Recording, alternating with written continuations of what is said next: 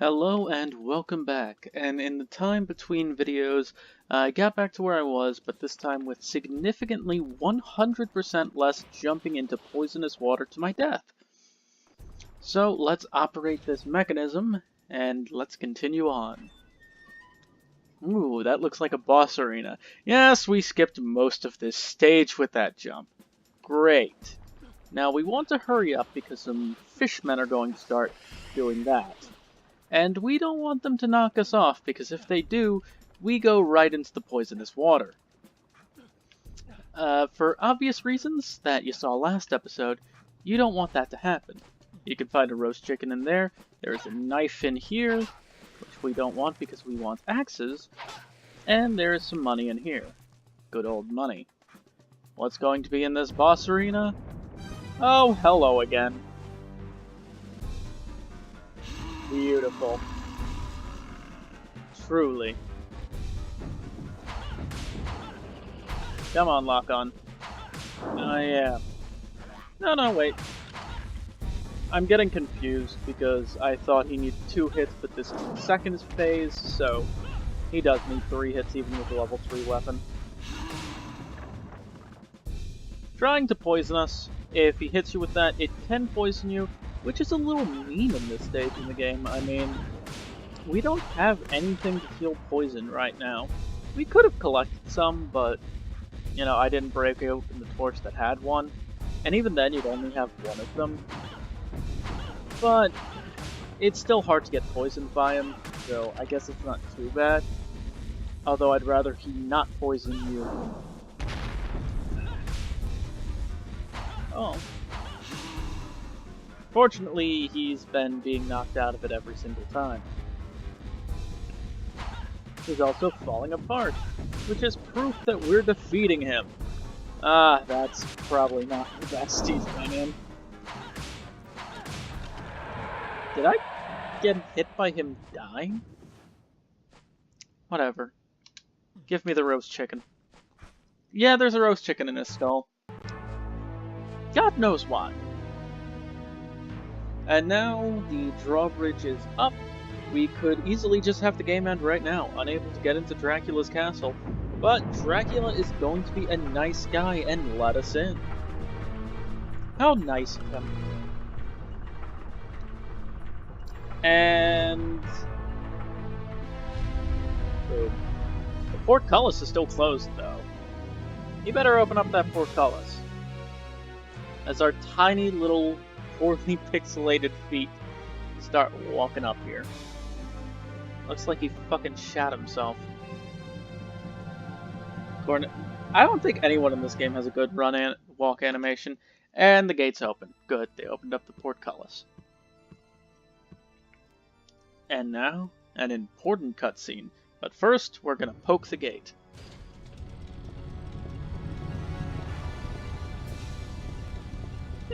Well, I mean, you can't just leave the drawbridge open. I understand it. Wonder who's opening and closing it, though.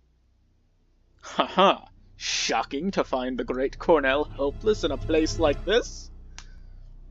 It is...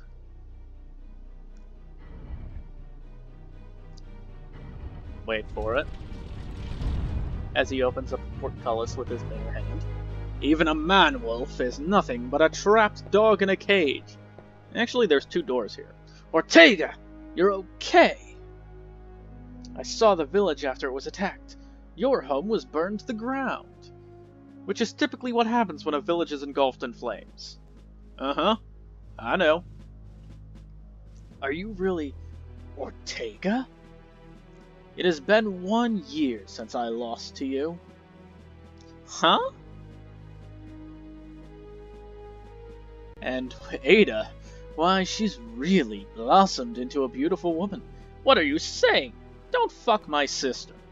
She will be a perfect sacrifice to offer Count Dracula for these powers. What even is your fucking hairdo? Don't be a fool. According to legend, you won't come back to life for some time. Wait, you were the one who attacked the village? Who kidnapped Ada? Have you sold your soul to that devil? You will find everything out soon enough, Cornell. Soon enough. Now I'm gonna peace out.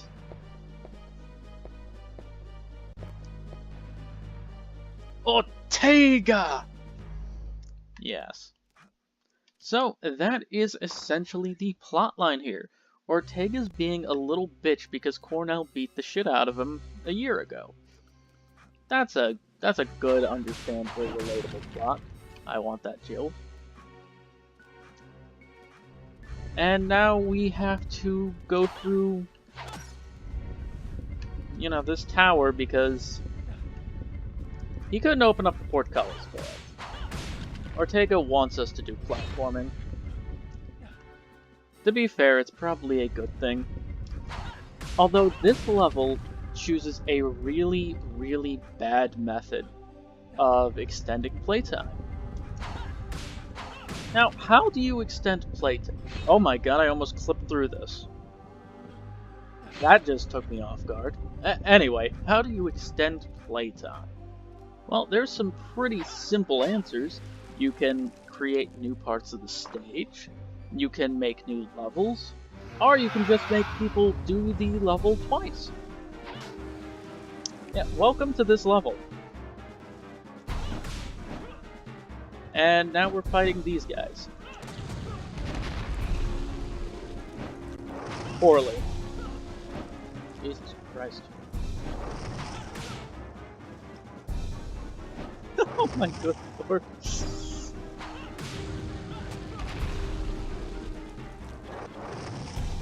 Okay, I am not used to doing this fight so poorly. Jesus Christ. I almost died doing all that. It's a good thing, as I said, that combat is a joke, because all I have to do is... let's eat some of the 7 roast chickens that we have. Jesus. Yeah, we've just been picking up roast chicken after roast chicken. Do you wish to operate the device? Yes. Fuck you. Yep. We need a lever. Where could we find a lever? That is a good question. Ooh. That looks suspicious. That looks like a key item. Yep, that's a lever. So, congratulations. You have to do this part of the level twice. There's really nothing else to it. It doesn't change. It doesn't become different. You just do it a second time because that is a bad way to extend gameplay. Oh my lord. That would have been embarrassing. I mean, it really wouldn't have been too bad because there's 4 right below it, but still.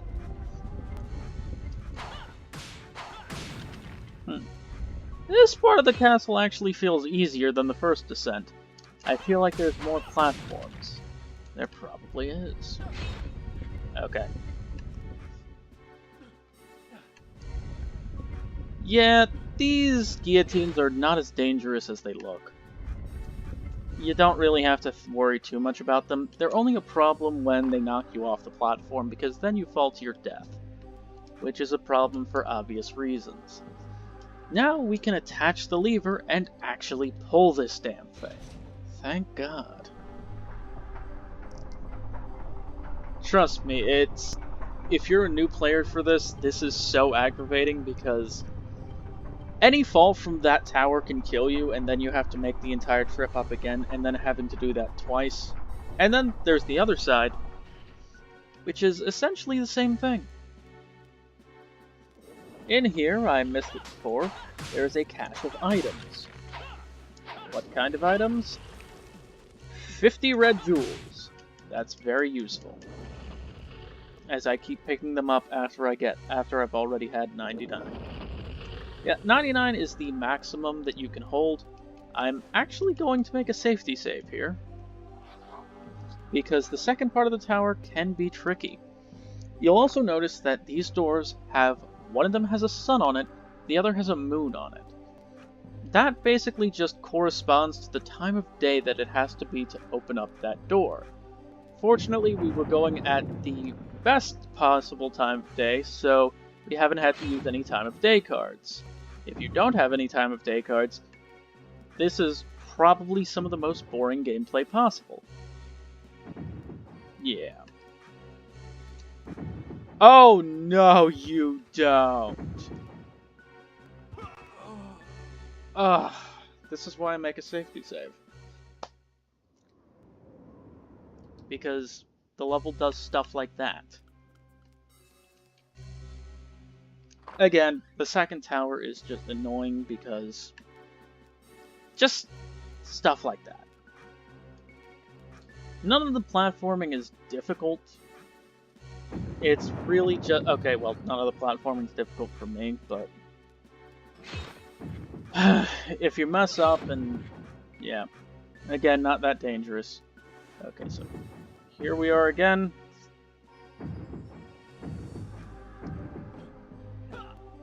Okay. Okay. Okay. Okay. Just okay. This is not how you run this level. You'll also notice that every time you die, your sub-weapon level and your primary weapon power get reset to 1. That is the only thing about combat in this game that is even remotely difficult. Okay, I think we have a good setup for this. Come on. Yeah. It's a good thing those aren't that lethal, because, Jesus, I have been eating them.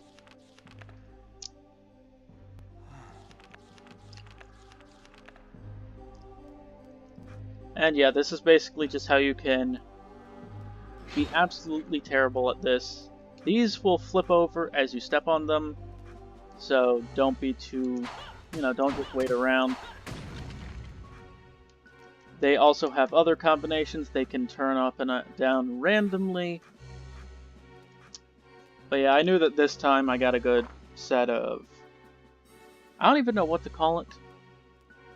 Just the way that the tower operates. And now we can open this.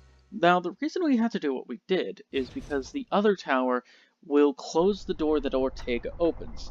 This one will basically just open up the ones that are open and close the ones that are... It'll open the ones that are closed and close the ones that are open. So we want both of them to be closed so that both of them will open. If we came over here first, it would open up the one closest to us, but it would close the one Ortega came from, and that really wouldn't be too beneficial for us. Alright. Time for camera angle to be just a little spooky. That part of the game can really be spooky. Just because. And now, starting up Chapter 3. Well, I'm used to it being level 3, this is level 4 now. We walk out here, turn around, and unlike Ortega, this is going to close behind us. If only it had closed for Ortega, we could have eliminated 2 of those tower climbs. Yeah, just look around. The gates are closed. What are we going to do? Oh hey, doggos. This is a time that's good to notice. This is a good time to mention that sub-weapons have a very interesting glitch. You can throw multiple of them at a time, which is really useful. We just threw 2 axes. Thank God, power-ups. Now, as you might expect, we're gonna fight more dogs. And, oh boy.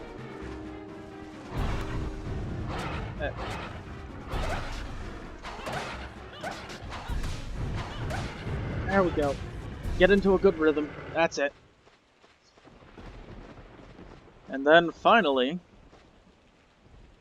I said finally. Ooh. Okay. And we get a roast beef for our troubles, and the gate opens. Now, this is a level that we can absolutely break the shit out of. I think I'm actually going to finish it in this video. which is crazy to say. But I feel a bit confident. It all depends on how lucky I get. Well, not lucky, but how well I can do things. See, this level is boring. It is fun for Carrie and Reinhardt, and boring for Cornell. Because what Cornell has to do is go through this maze. And we're going to see some ridiculous enemies. Skeletons on motorcycles. Jesus. Who thought... Like, why did Dracula just give them motorcycles? And they're not doing anything, they just slowly go towards you. But it gets even stupider. If you thought that was possible. Would you look at that? He has a fucking sidecar. And a fucking machine gun! This game is ridiculous. There's no way around it. This game is absolutely ridiculous. Now, what you are supposed to do is go through here so that you find a key for the mansion to go deeper inside of the mansion. And then you find a little boy named Henry. Yes, that becomes the Henry that you play as. And that Henry, you have to escort through the garden maze with the gardener, who is the Frankenstein monster with the chainsaw, chasing after you. It is not very fun. However, again, I'm gonna give it a few chances. Because you have to be pretty accurate with this jump. Obviously, you're not expected to do this ever.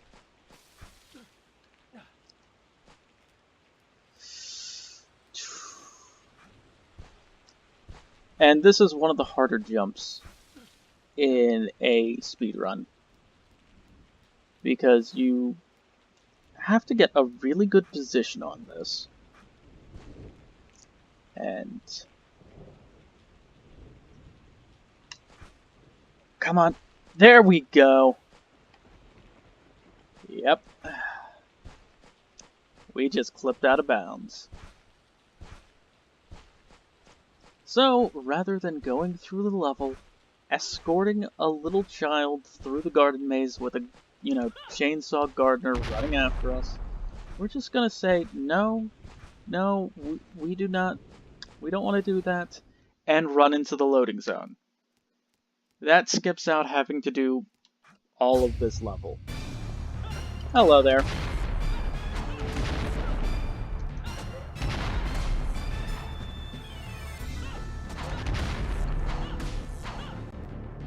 And, yeah.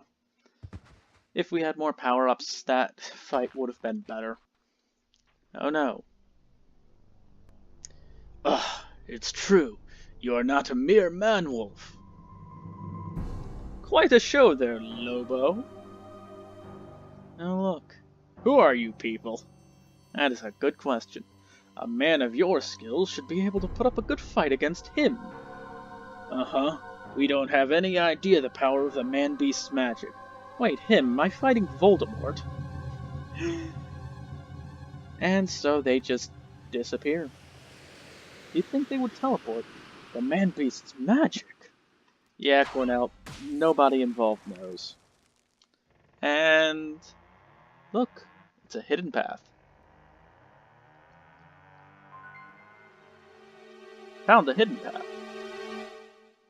Alright. Let's get some red jewels. I don't need to, but might as well. Jesus, if I can make that jump. And jumping into the coffin ends the level, and now we're in the outer wall. Alright, I'll see you all next time. Goodbye.